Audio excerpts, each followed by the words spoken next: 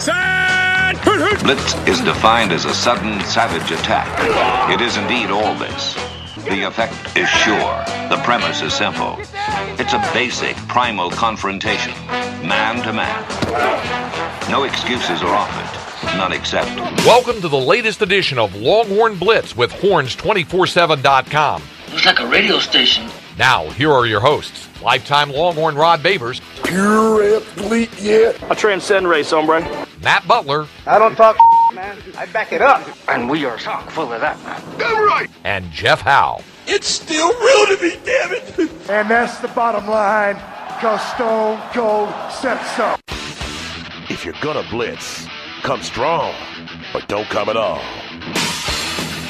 The offseason rolls on with another edition of Longhorn Blitz with Horns 24/7. I am Jeff Howe. Thank you guys so much for listening. Let me bring in the rest of the team. He is the master of the soundboard, the drop machine extraordinaire, Matt Butler. Matt, how are you, sir? Doing pretty well. How about yourself? I am wonderful. A man who is always wonderful regardless of what he's doing because he is a Renaissance man here on Longhorn Blitz. The Renaissance man at 104.9 The Horn, dare I say. You get him each and every weekday on the Rodcast from 1 to 3. Lifetime Longhorn, 2002 UT All-American, 2002 semifinalist for the Jim Thorpe Award, 4th-round draft choice of the New York Giants back in 2003. Spent his NFL career with the Giants, Lions, Bears, Bucks, Broncos, and a year with the Hamilton Tiger Cats of the CFL. When he was done with football, got himself back to Austin, Texas, into 40 acres, where he earned his degree.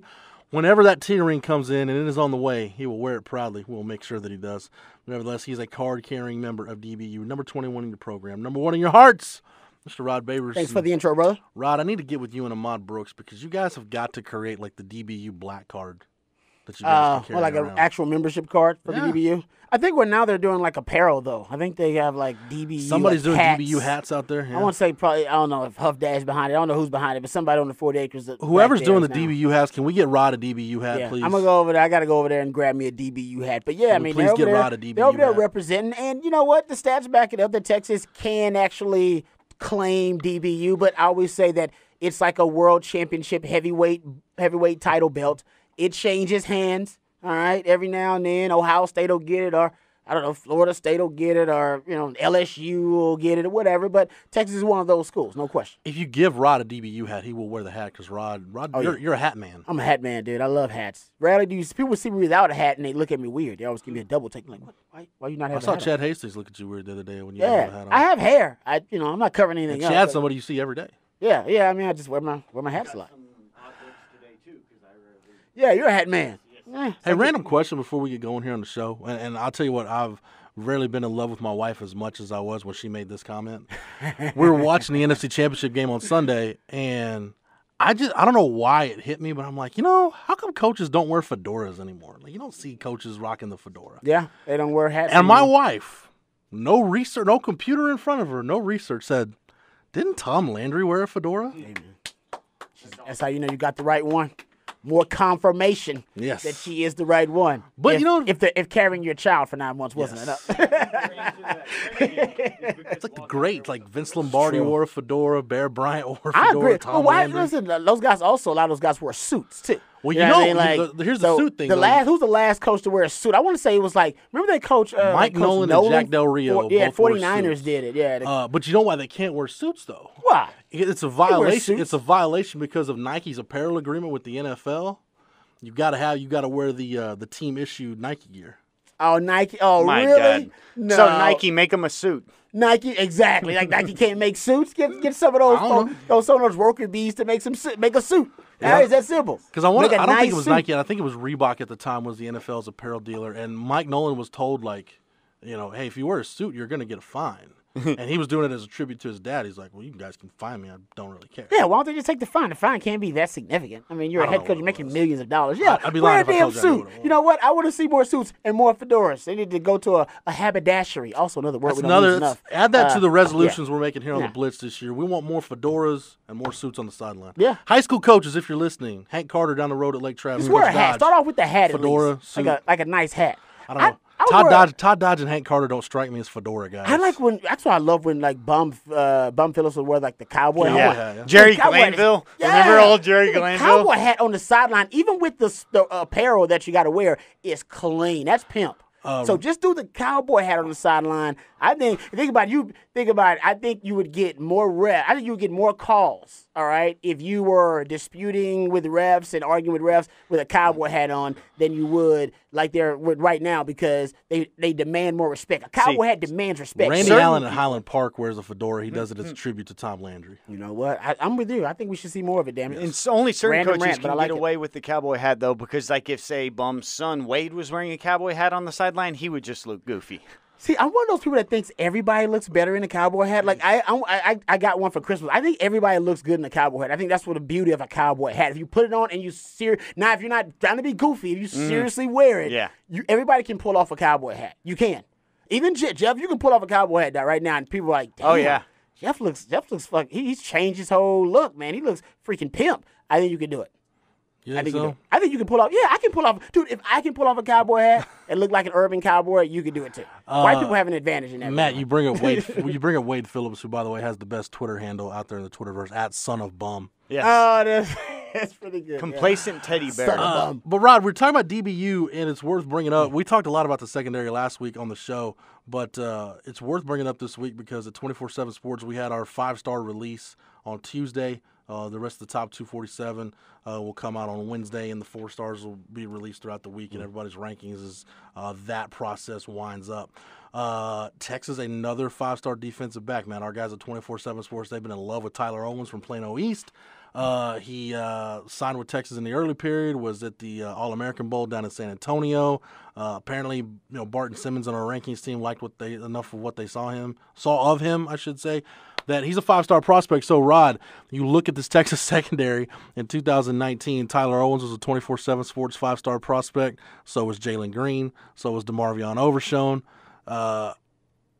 B.J. Foster was a composite 5-star. Caden Stearns was the number 1 prospect in the state of Texas. That's 5 guys that in some way, shape, or form within the last 2 recruiting classes are 5-star guys going to be in that secondary. I don't want to belabor the point because we did talk a lot about the secondary on last week's show, but Rod, this just shows you a couple of things. One, Todd Orlando's really selling the fact that, hey, we can play 5-6 defensive backs at a time, so if you're good, we'll find a place for you. And, Matt, we looked at Havoc rate numbers last week, how close 2017 and 2018 were to each other. Rod, that's where this defense is getting built, man. It's getting built on the back end with just physical, fast, dynamic athletes at all of those positions. Yeah, and I love that. I think Tyler Orlando understands that the DBs give you flexibility. If you can find guys with very unique skill sets with a really high ceiling on the back end, DeMarvion Overshones, B.J. Fosters of the world, you really can mold those guys into playing different positions. You talked about it ad nauseum. I've brought it up several times too. Watching the Chargers play what they call their quarters package, and even the Patriots have a quarters package where they play 7 DBs. You can tell that teams are trying to match or at least counter some of these spread concepts with speed or suffocate offenses with speed.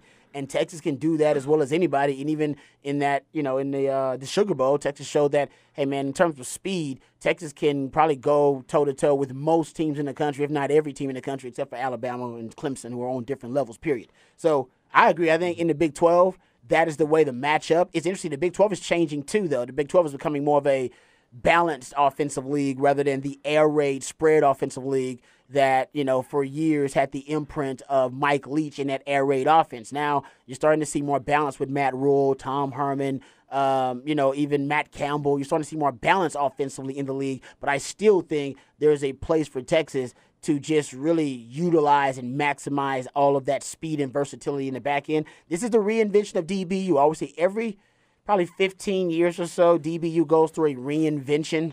The last reinvention was Coach Dwayne Aquina, and I was here for it, and I think that it occurred around 2000, 2001 is when it started happening there.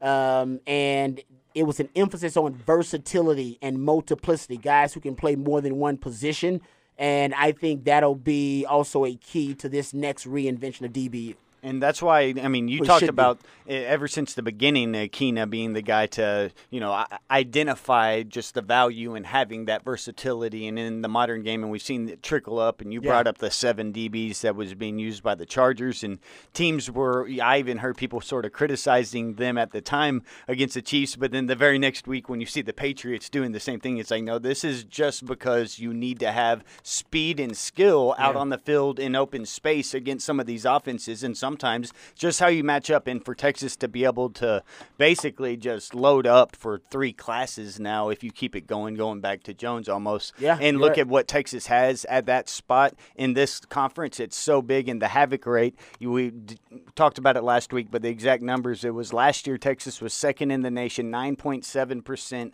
of their havoc came from DBs. And then in 2018, when we were wondering, losing all that talent, a lot of freshmen come in, what would it be? It was 9.2%, which was still 5th in the nation this year. So you got Texas staying in the top 5 despite a revolving door. Holton Hill, no Deshaun Elliott, a lot of new faces, freshmen coming in, and still can get that type of production. So now if they get to be within the same system, it's not only going to be good for them here at Texas and in the Big 12, but it seems as if, just going to help streamline to get the next ones if they're going to be leaving school early to go and fit and play well in the league. And it's sort of a cycle the same way that you saw this happen in 01, and it got you maybe the guys when we talk about that 08 and 09 defensive back class, where the defensive backs on those 08 and 09 teams that were just so deep with talent, and then you be able to do it again in this modern age would be huge in the Big 12. Also, Todd Orlando, this is one of the first times really with him in his evolution as a DC where he is now recruited to his talent. This will be his 3rd year with this group. We haven't seen him recruit to his system, recruit talent to his system specifically since UConn? Because he's been basically 2 years and done every place he's been. Florida International, Utah State, and U of H. Texas has been in the same boat, not being able to have classes for multiple Great groups. point, too. But see, now, it's a good point with all the rotation of coaches there. But Todd Orlando now, you could argue, and you talk about the consistency with the havoc rate over the last 2 years with him, that we know how he wants to utilize his DBs, but he's never had a group this talented, all right, to be able to, bring to his defensive scheme. And I think, that's something to look at, too, in terms of giving this system his Todd Orlando system a ceiling. You could argue the best game we've seen Todd Orlando call and game plan was versus Georgia. And he did that without Caden Stern. So he actually may be starting to blossom too. We're starting to see him blossom because he's never had access to this much talent. Yeah. And he's also evolving as a DC, which we watched real time this year when he struggled versus, Oklahoma State and West Virginia and Texas Tech. We watched him real time evolve that defense, and that's 2 years in a row that we've watched him adapt and adjust. And I couldn't be more in love with Todd Orlando because of that. When you look at, let's look at the other side of the ball. We talked a lot about the secondary last week, and I think, Rod, that kind of puts a nice little bow on it. Tyler Owens did tell us when he was down in San Antonio for the All-American Bowl, he said the 2 spots that the staff has talked to him about are safety and joker. And again, talk about a kid in Tyler Owens, 6'2", 197 pounds, ran a 10.35 and 100 on the track last spring. DeMarvion Overshone at 225 or whatever he is now, looked that big when I saw him at bowl practices. We know what Caden Stearns and B.J. Foster can do. It's more than just having defensive back talent. Like I said, it's just having guys with size and length that you don't lose a lot in the run game when you can move these guys around and have them play multiple positions. So I think that ties the defensive conversation together. But, guys, moving over to the other side of the ball, it seems like every time we've gotten ready to talk about quarterbacks since we've been back, there's been kind of a lull in that process. There hasn't been a lot going on. But now, and Rod, we were talking about this during a break on the Rodcast when I was with you this week on Monday. It's really weird how we're still talking about the Sugar Bowl, and we deserve to because we're still so far out from spring ball and the Sugar Bowl is still relatively fresh.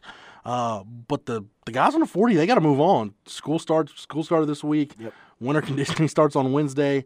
They got to pick it up and move on. And Texas kind of released a little hype video of the team meeting on Sunday with Tom Herman saying, hey, what last year's team did was great, but that has no bearing on what this team does. Love that message. It's true, Rod. And I think that you've been a part of those teams where, take your junior year where you guys you play for the Big 12 championship, you fall short, you go beat Washington in the Holiday Bowl, you finish number 5, but then it's so weird. You don't have that much time to savor it because a couple weeks later, you've got to just reset the whole thing and get ready to go all over again. Yeah, and then you lose some key guys, obviously some key leadership off of those teams, and that's my concern this year. They bring back a lot of talent.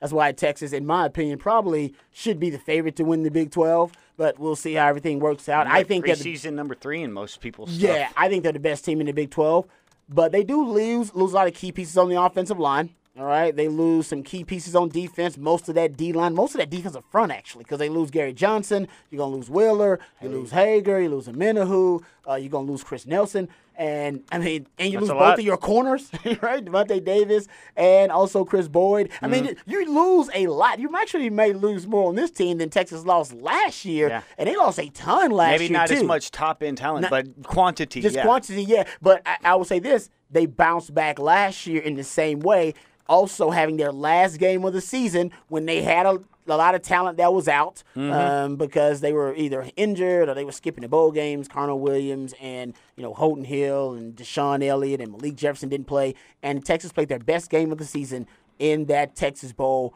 versus Missouri. And same thing this year. They played their best game of the season, arguably, against Georgia.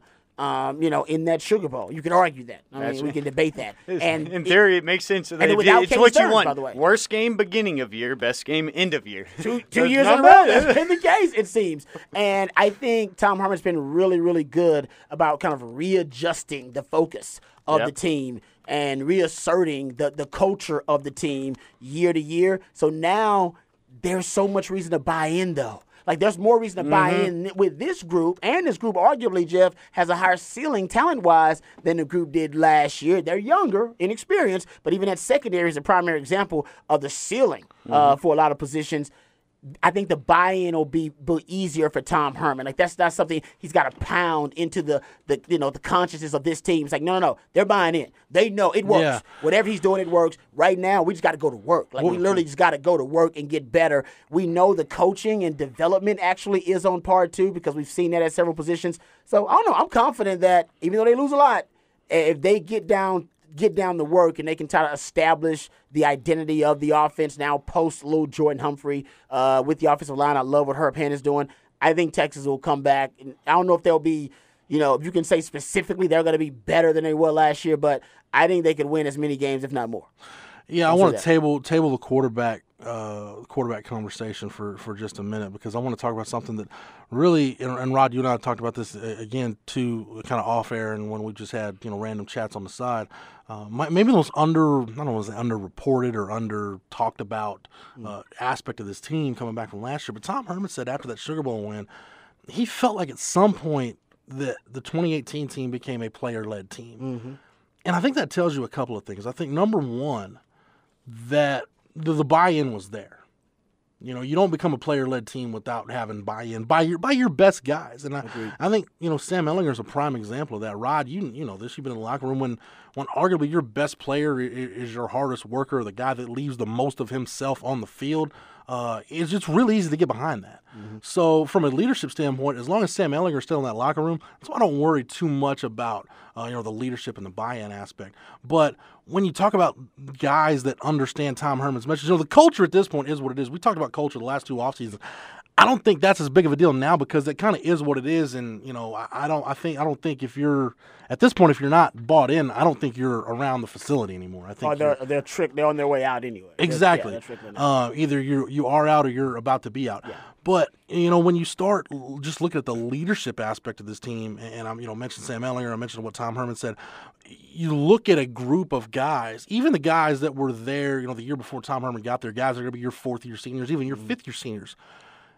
Everybody on this roster now going into 2019 will have spent more time around Tom Herman than they spent around Charlie Strong. Yeah. So whatever people want to say about the Charlie Strong influence around the program, good or bad, it's gone now. I don't think it exists anymore. This is in 2019, this will be Tom Herman's team. Yeah. This is firmly Tom Herman's program now and going forward. I think you just look at the Sugar Bowl win as, okay, that it really kind of in earnest is where it starts, the Tom Herman era. We're done talking about, kind of Charlie Strong, Tom Herman, and guys buying in and who's in the boat and what are you still doing and what does your personnel look like. No, I think from now on, now we're really going to see, okay, this is all Tom Herman from here on out. Totally agree. I think you said Sam Ehlinger is probably the biggest part of that. Is that, the confirmation that it is a new culture, and the Georgia win also more confirmation that, hey, it's a new football culture here. This year, I think one of the big, there's a lot of challenges, obviously, still for this team.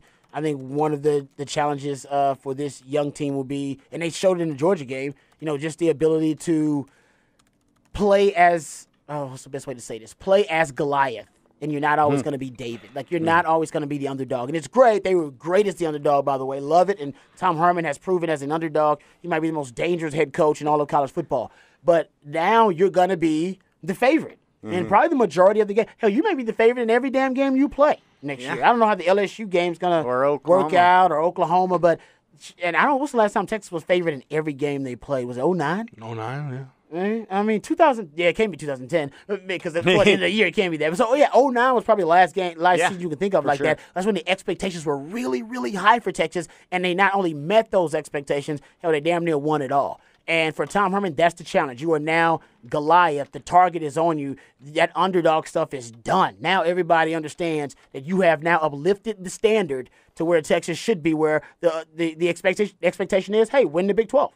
Win the Big 12 and put yourself in the conversation for the college football playoff. That should be automatic for Texas every year, but this is the first time in a long time that Tom Herman's made it that way. And Sam Ehlinger and the team. And I think that this leads straight into something we've talked about, how Texas has lacked the continuity for so long. And, I mean, you talk about just from the revolving door at offense. I mean, you can go back to 2012 basically to now, and no continuity for any Texas kids at any aspect. If you're talking new OCs to new DCs to fired, this is the first time, and we were wondering this offseason, will Beck be back for next year? And there was that chance that there wouldn't be continuity, but it looks like everything is sealed up and you're good to go. And now, like you said, not only does Herman now have these players more than say they were Charlie's guys, they're his guys, and now he's in 2 full years and you get to start up on that year 3, and that's continuity. And now these kids, I mean, I know it seems like it may be not as integral to success, but I really think it is, that when you know what's there, you're showing up, you're confident, you aren't literally having to wipe the floor clean and start something new and learn something.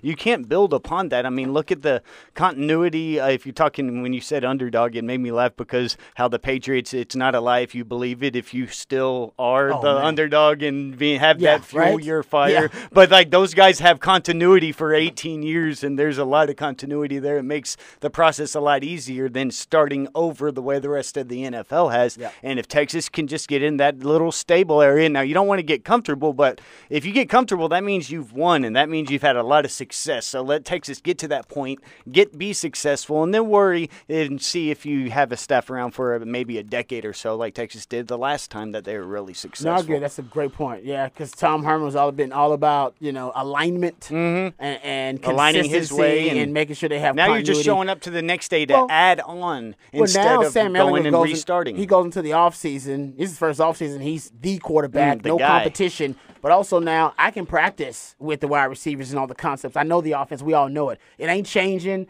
I ain't got to go learn the verbiage. And all that. No. We all know the offense. We can just go out there, get into the 7-on-7 and get better. I mean, I agree. That helps. It does. It's huge. No question. Confidence, too. And Sam, that's honestly, that's Sam's offense right now. Yeah. You know what I mean? Like, it's weird, and I think Tom Herman likes it that way, by the way. It went from being Tim Beck's offense, which we all hated, by the way. Tim Beck's offense, we hate Tim Beck's offense. All right. And by the way, Tim Beck's done a great job, but I think they've changed his role within that offensive structure, right? I think they've changed his role there because I think Sam's taking more ownership of the offense, which is taking less accountability and responsibility away from Tim Beck. But Tim Beck still has a crucial role. And I think Tom Herman overall for overseeing everything, and I think he's calling plays a lot of the times, but we don't know, and he claims that it's a joint effort, so we'll respect Tom Herman. But you can see the way the offense did change over time, and I think that's Tom Herman's influence. But I think more than anybody, Sam Ehlinger took ownership of the offense. You can see him starting to, audible at the line of scrimmage at time and change plays. But more importantly, Tom Herman starts to build that offense around what Sam did well. Period. And I think that was kind of the key. Rod, it's interesting, though, because last year we talked about the identity of the Texas offense was Sam Ehlinger, and that wasn't necessarily a good thing. Yeah, it was a Sam Ehlinger show, which ain't good because it didn't have any. There was no supporting cast. Supporting, it was like, where? Hold on, yeah, it's great for you. Yeah, Seinfeld is great. He's the main man, but then there's George, and then there's Kramer, and then there's Elaine. You got all these people that step up, and then sometimes the whole damn show's about George. It's like, damn, George, he's awesome, he's great. But then, you know what? When Jerry had to be the man, Jerry was the man. So my point was that it was the Sam Ehlinger show led the team in rushing, led the team in passing, but it wasn't like when Colt McCoy led the team in 2008 in rushing and passing. You still had Quan Cosby showing up. Yeah, still had Jordan Shipley. Oh, by the way, Chris Obernaya had a good game. So you had a supporting cast. Seems like last year, who was the supporting cast? You know what I mean? There were no supporting stars. It was like Sam Ehlinger, and it was like when not consistently anyway. Yeah, and this year it was like no, Lil Jordan Humphrey, Colin Johnson. So Devin Duvernay get a little cameo here and there. Trey Watson, yeah. Ingram. Little Andrew Beck here. Oh, Andrew Beck appearance, little cameo. You know what I mean? Like, it was cool. I like that offense was not so predictable. Last year, you were way too predictable because it all went through Sam. That just showed you Sam's ceiling, too. Sam's a bad man. No doubt. Speaking of Sam Ehlinger, we'll finally go ahead and get to the quarterback discussion. So now we know what that room will look like this spring. So Casey Thompson, is he in the portal? Is he out of the portal? Is he coming back? Is he leaving? He's staying. It's official. He's on campus. He's out of the portal. Woo. So good on Casey Thompson for making that decision. I was just laughing the first time I read that some person entered a transfer portal on the bottom line. It was like Kelly Bryant enters transfer portal. I was like, oh, okay, I got it now. I know who came up with the term because they should get some props. It's like some because apparently the NCAA does not call it a transfer portal. They call it a database. That's what I called it too. But you're being professional. When I did the Cameron Rising story, and I heard Cameron Rising was going into the database, I said, oh, he's entering the NCAA transfer database, and it was like, he's going into the portal. It's the portal. I'm like, he's going into the portal. This magical, mystical land. It's a Mortal Kombat. And then he gets to return. Fighting in the portal or whatever. And Casey Thompson went into the portal and came back. He returned. He must tell his stories, the tales from the portal, Casey Thompson. Yes, very much. So it's a boring day in a cleric's office, and here's the paperwork. Bill and Ted's Excellent Adventure. Like, that's what we imagine, but it's much more boring on the other end. So Casey Thompson is sticking around on the 40. Shane Buechele looks like he's not. This is an interesting situation. It is, man. And this goes back to kind of what we talked about with Tom Herman and this team. And I've heard this from guys that played for Tom Herman at previous stops. Pretty much once you're one of his guys, once you kind of prove your worth, so to say, he's like ride or die with you till the end. And I think we're going to see that with Shane Buechele because he's apparently told Shane Buechele, hey, man, if you want to work out in the offseason program, you're more than welcome to. Your family. Kind of whatever you need. Yeah. Your family, bro. Because, Rod, we talk about this on the podcast. You left your family that it's all you fans People to come can say to what they Texas. want about Shane Buechele. The bottom line is you don't win 10 games and you're not in the Sugar Bowl without Shane Buechele. Nope. That's period. It's just that simple. And then not to mention the year before that where Shane Buechele also was very unselfish and understood having the quarterback competition. And, and even the year before that, as a true freshman going out there, he's done so much for the University of Texas that I agree with Tom Herman's stance that, no, your family, I understand you need to move on, but you've done enough for us. You've given me return on my investment. My investment in you was a scholarship to University of Texas. You've given me return on that investment and more. We always do the bus rates, right? My man Matt came up with the bus rate numbers. And basically we found out that some guys on the total of the bus rate, they give you no return on your investment. You give them a scholarship, and all they do, as my man Brian Jones say, they eat chicken fried steak and they drink Gatorade. That's it, all right? They give you a damn thing. Guys like Shane Buechele, no, he's not going to finish his eligibility here at Texas. And no, he didn't end up, winning, 10 games for you as a multiple-year starter. But, man, his contribution is significant and it's almost hard to quantify it because where Texas was in the quarterback hell. He helped you get out of quarterback hell. Yep. You were in quarterback hell, man, where it was like, and nothing against the players who were, in that situation, that circumstance, but Texas couldn't get out of that quicksand, man. They were just struggling. Every time they thought they found the guy, it wasn't the guy, and Shane Buechele gave you some stability.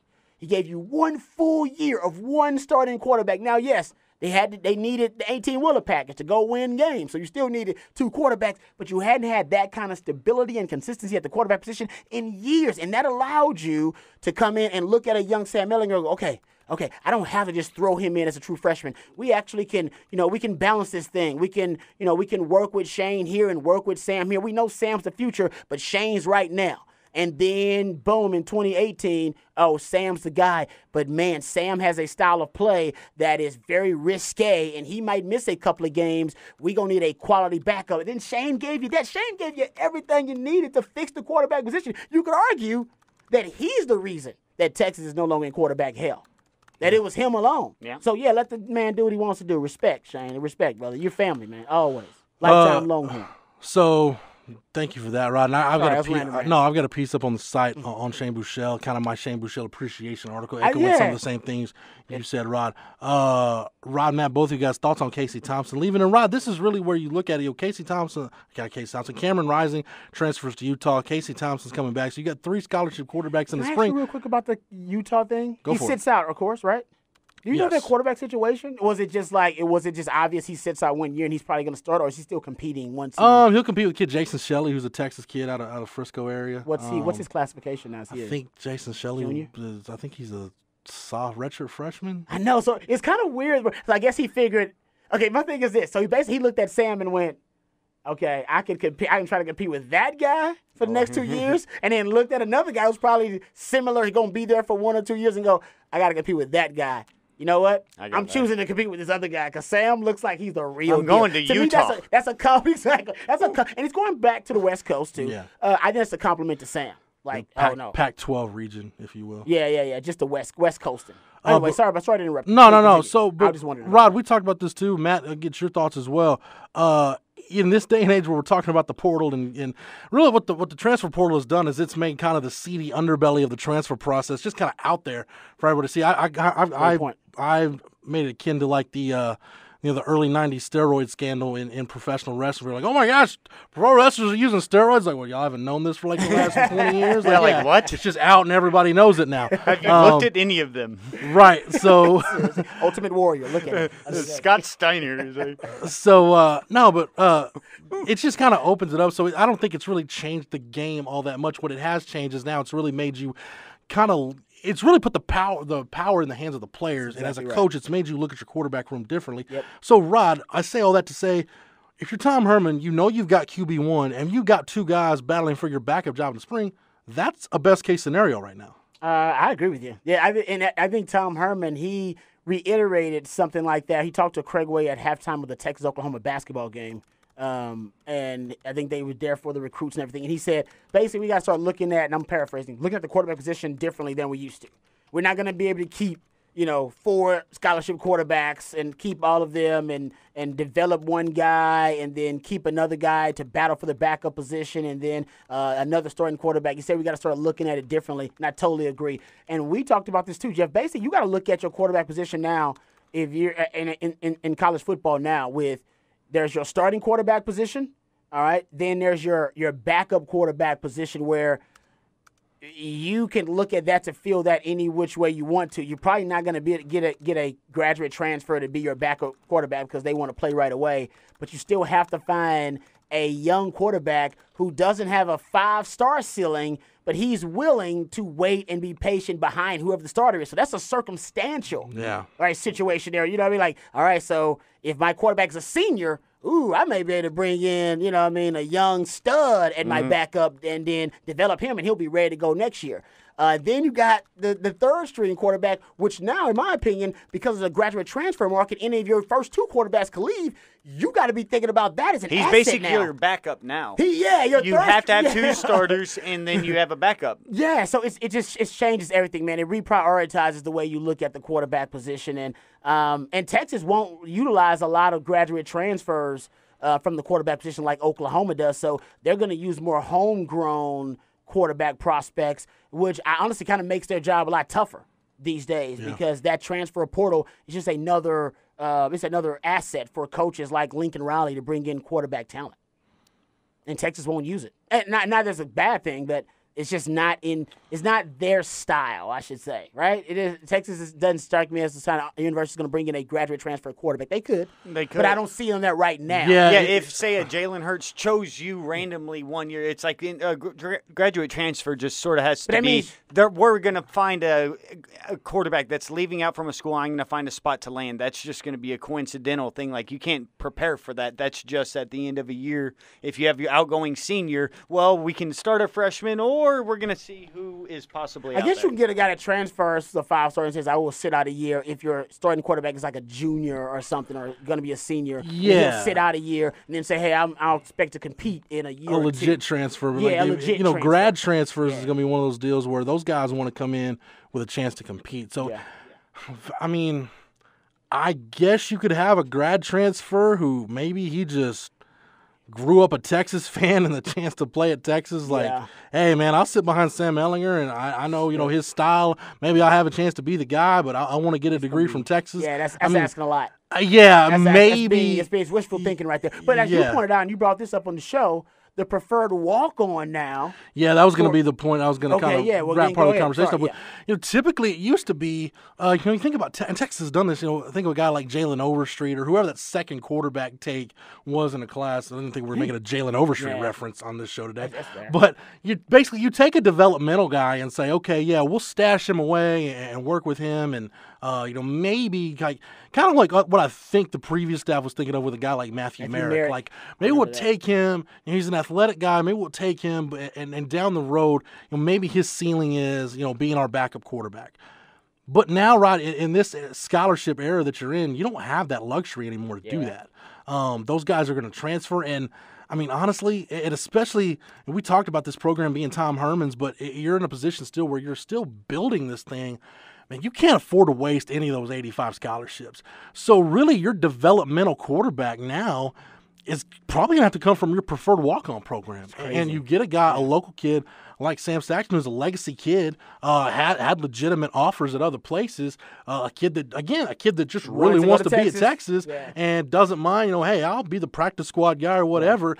Maybe that's the kid that 2 or 3 years from now, he's your backup quarterback, and maybe he's the guy that gets you through a game or something like that in the event of injury. But, man, you've really got to – and Tom Herman talked about looking at it differently. That's part of looking at it differently. You've got to look at all avenues of, okay, how can we make sure that we're consistently building depth, given really the restrictions that you have now, like I said, because it is in the powers in the hands of the players now. Yeah, I mean, the truth is you're going to deal with this every year. So you got to basically assume that the quarterback that is not playing is unhappy and wants to leave. Right. That's your best way to approach quarterback if you're Tom Herman. Assume that every quarterback that's not Sam Ehlinger wants out, and then approach the quarterback position that way. And I know it sounds like that's kind of irresponsible. It almost sounds like, so you're like, so you're going to bring in more quarterbacks to try to counter the fact that quarterbacks are leaving because they don't want to compete with more quarterbacks. To leave. Yeah, it's almost like fighting fire with fire. Like, I mean, that they call control burns. They do actually fight fire with fire. You have to do it at times, and I think this is a situation where you have to do this. Almost like what they say, you inoculate yourself with the virus to prevent yourself from getting the virus. That's a vaccine. That's what you got to do with quarterbacks now, man. It sounds counterproductive, but it actually isn't. You just got to stockpile them, keep bringing them in, because they're going to keep leaving regardless. Yeah. Can't stop that. Stop that. And that's the point of that you're going to have to continue to stockpile. Like you said, it may continue to feed the transfer, but that's just the world we're in right now, to where the kid's going to end up going that you can't be left without one. He goes in the transfer portal like Casey Thompson, and I love that Tom Herman did it because, and you're right, Jeff, I heard people mentioning this, and you brought it up when we first came on the show maybe like a month ago and talked about the transfer portal. You said they actually can take the scholarship of the young man. Once you enter the transfer portal, they can choose. I think it's either to not to renew your scholarship or to just, I don't know if they can take it. I think maybe not to renew it. Not to renew it. If they want. Exactly. Either way, you won't be on scholarship anymore. And Tom Herman didn't do that. He's like, no, you're good. Like, go in the transfer portal, do your thing, come on back here. And you almost have to change the way you view competition at quarterback, too. Like, some people may want to, in a petty way, hold that against a young man. Oh, you want to go in the transfer portal? You're not loyal? I'm taking your scholarship. Well, that's just only hurting you. Yeah. You're just losing quarterback. Player and giving you can them away. Enter the portal and come back. Yeah. So you almost have to allow them the flexibility. It's like, if you love them, let them go, and they'll return. It's that kind of thing. Like, so if you like that quarterback, hey, let him enter the transfer portal, and then he can come back to you. So, man, it's so weird the way you have to approach it. Back in the day, kids would have got their scholarship. I wonder if Mac Brown would have pulled a kid's scholarship for going in the transfer portal, because Mac was big on loyalty. Yeah. And Rod I was was big on loyalty, man. He was like, and remember, he didn't even like guys to go take other visits. No. He's like, when you commit to me, once You're we commit to committed. one another, we're committed. Don't be talking to other schools. Don't be going. And I respected it, but I wonder in this day and It's age, foreign would now. Mac decide, hey, if you go in the transfer portal, I'm taking your scholarship. I'm not renewing it because you're not loyal. Well, he's living in better- North Carolina Yeah, now. we'll see. I guess he will. We will see. We'll get The the new chance to modern see how it with is. how the world's If you're going to changed. do that, you better have a hell of a lot of It's like, leverage. you can't do it. Nobody can do that anymore. You almost Nope. have to treat the quarterback position like the NFL treats. They got their own quarterback club. Because if it's a wide receiver did, I bet they take the wide receiver scholarship. Like, because I think McCleskey, is it McCleskey that did that at Oklahoma State? I'm not sure. McCleskey. Did they take McCleskey's scholarship? He's not with Oklahoma State. No, anymore, no. is he? But remember, Gundy came out publicly and was upset about it. He Yeah. was like, I can't believe this is happening. Nobody, he came out basically was very upset. Because McCleskey was one of the guys that, and this is where the first step of this that we saw. It really McCleskey was. was one of those guys that played in 4 games. Like, you know what? I'm gonna redshirt and transfer. He did it himself. He actually Invoked his own. invoked his old red shirt, which is like I that's a- hadn't heard that verbiage, and I was like, that's players' awesome. rights. It was. That's what he did. And honestly, yeah, it was smart. And then Gundy didn't like. So I don't know if Gundy took the scholarship or didn't renew it, but I know Gundy was out. He was outspokenly upset about it. Yeah, it just fits Gundy's personality. It does, that's Yeah, true. but quite outspoken. Gundy And is, yeah. and I didn't Pretty old even school, really too. realize till we got in this conversation, but the aspect that with the teams can, or when the coach can pull the scholarship from you, you're going to have some coaches use this to affect their numbers to make it actually advantageous. So it'll be interesting to see how they do Yeah. it because, if you convince a kid to go in the portal and then take his scholarship, that would be just totally brutal. I think that's what I bet. I bet if we looked at, I bet skill position guys are getting their scholarships or at least not getting them renewed. But I bet quarterbacks is like, no, you can go. If you want to come back, please do. If you want to go. Because it's quarterback is it's just a special position, right? Just not a lot of them out there. Yep, and I looked it up since you brought it up earlier about Texas. This may be the first year that Texas is favored in all games, and Texas was in 2009 favored over Oklahoma by 3 points. They were. So Okay. it was in 2009 that 2009 all was last games time. were favored, and then I didn't realize till looking at this list of Texas-Oklahoma until the Big 12 championship, Texas had covered against the spread 6 consecutive games against Oklahoma.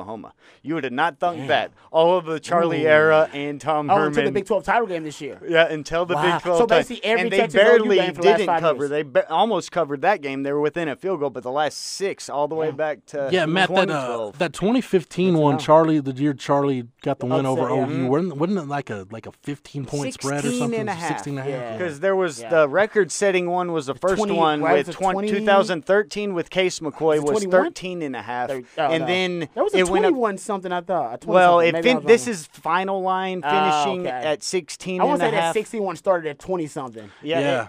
I think it started there was like 21. It was like 3 touchdowns. I I'm not would be mistaken. blown away by that, but I think you're I think right, there Rob. was It some think was. you're right. It was a big number. that was some misreporting, I believe, on Okay. that one because these are pretty good. It was Are just we talking about 16 fake and a news half. on the FIPO lines? Or what? Oh Did yeah, they? 'cause there's one standardized FIPO line, but so it's pretty crazy to see that cover 3 times as a 13 and a half, 16 and a half, and 13 and a half in 2013, 15, and 16, and covered all of them.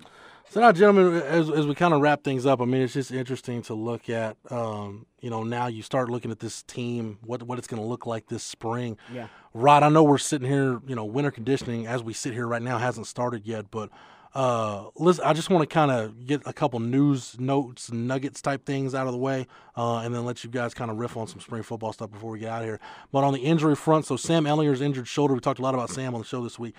Tom Herman said that's not going to need surgery. He got a steroid shot recently, and it sounds like that's really all he's going to need for that shoulder, just some rest and some time off, and he'll be good to go. Colin Johnson had his knee scoped, but you guys know how knee scopes work now. I mean, you just go in there, get a little bit of stuff cleaned up, and that's a couple weeks off, and then you're ready to go. Doesn't sound like anybody else is going to need off-season surgery, which is good. You do have guys, though, coming back from surgeries. Malcolm Epps with the collarbone.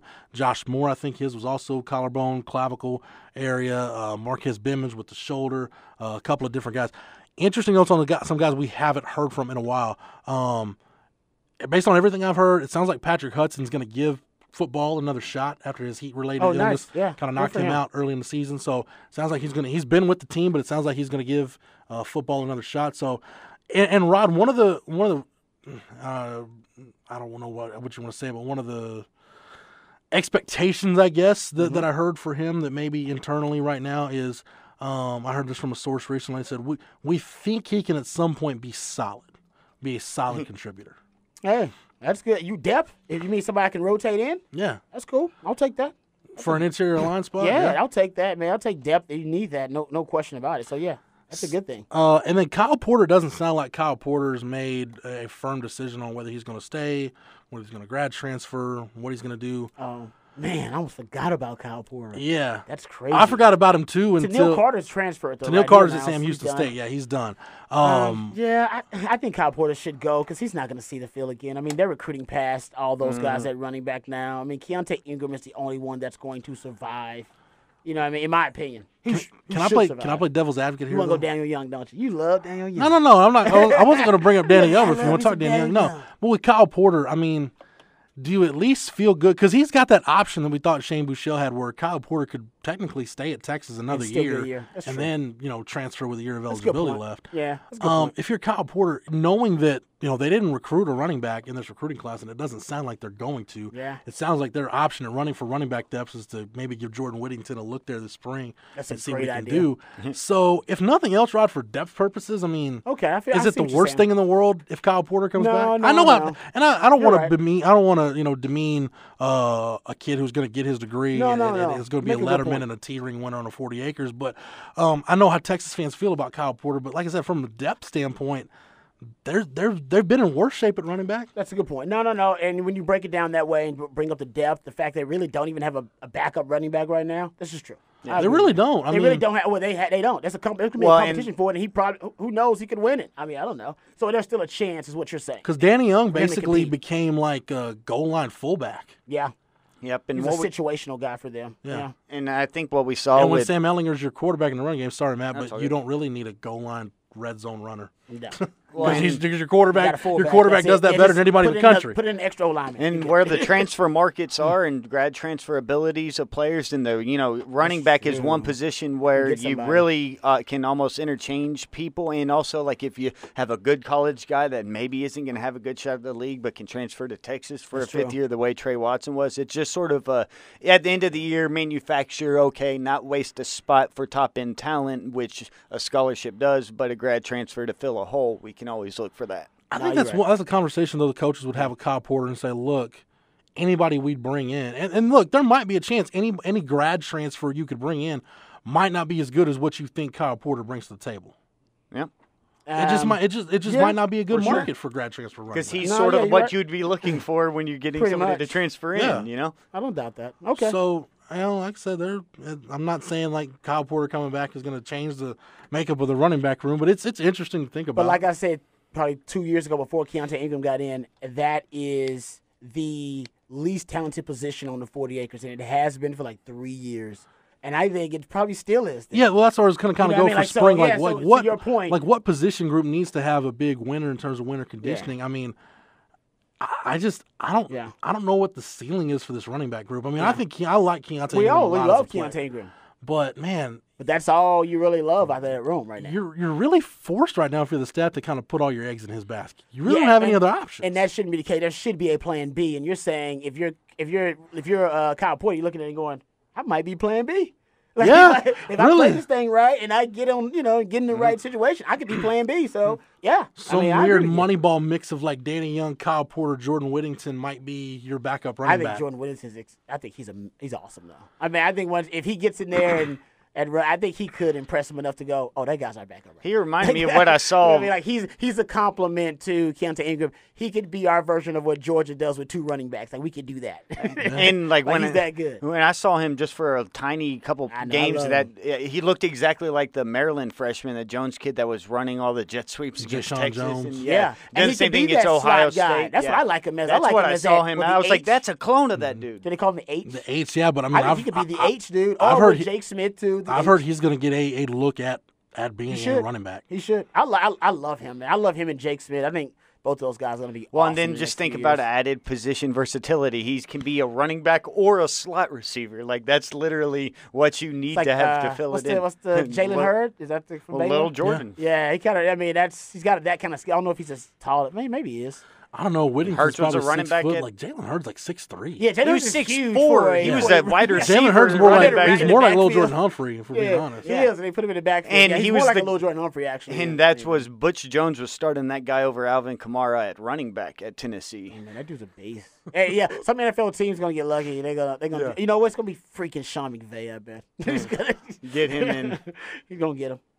Real quick before we kind of wrap this up, this was reported by Taylor Estes and Horns 24/7. We did an open records request.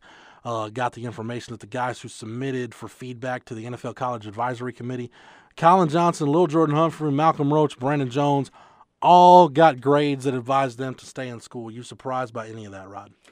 No, I'm not surprised by that because the NFL is basically first round, second round, or go back to school. Right. Yeah, they're conservative And on it. hell, Patrick Mahomes had a second round grade, so these guys are very conservative. Yeah, they're- Exactly. I almost don't And trust them. And it was pretty obvious that Patrick Mahomes is gonna be a first round pick, so they're very conservative about the way they. But 'cause they're you know what, old that's a NFL smart thing guys. to do because I think they will be open to liability issues if they were overestimating Like if guys. they say, "Oh, you're a first round pick," and you go in the third round. No, they're- Yeah, you know what I mean? So they're like, no. He's a first. Whatever grade we have for him, let's drop that down one more We're round. giving you your just worst in case case, something yeah. happens. Yes, exactly. So I think most of these guys could be second, but they're like, no.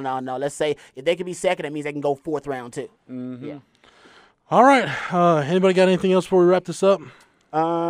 No, I think we covered everything. Next week, I want to start getting a little more spring ball type stuff, and we'll pick up that running back conversation because I don't think there's a question that running back probably is your most talent deficient position in the program right now. And how can you compensate for that lack of talent with other positions? And how's the offense going to look? I think I know exactly how the offense is going to look, or at least how they want it to look. Because I don't think linebacker is talent deficient. I just think you've got some question marks there. Well, You got some unproven guys, but I don't think right. you're talent That's deficient. I think it's unproven at the linebacker position. I think running back, you literally are bereft of talent. Like if you lose Keontae Ingram's all Keontae you got. Ingram. You got nothing there. Yeah, which is why Jordan Whittington's. Yeah, I agree with him taking snaps there. All right, Matt, thanks for everything, man. Oh, you're more than welcome. Rod B, appreciate the time and the knowledge. Anytime, brother, anytime. For Matt, for Rod, for Travis, the best damn videographer in the podcast game, for everybody at the Austin Radio Network and the Horn, 1049, 1019, AM 1260, streaming on the Horn app and at hornfm.com, where you can get this show each and every week. And you get Rod on the Rodcast each and every week, different 1 to 3. Shameless plug. And thanks to Matt, you can get all of our archives on the Longhorn Blitz SoundCloud page. Yep, just type in Longhorn Blitz. For the Horn family, for the Horns 24/7 family, I am Jeff Howe. Thank you so much for downloading and listening, and we will catch you again on the next episode. You've been listening to Longhorn Blitz with Horns247.com. Remember, for the latest Longhorn news 24/7, visit Horns247.com.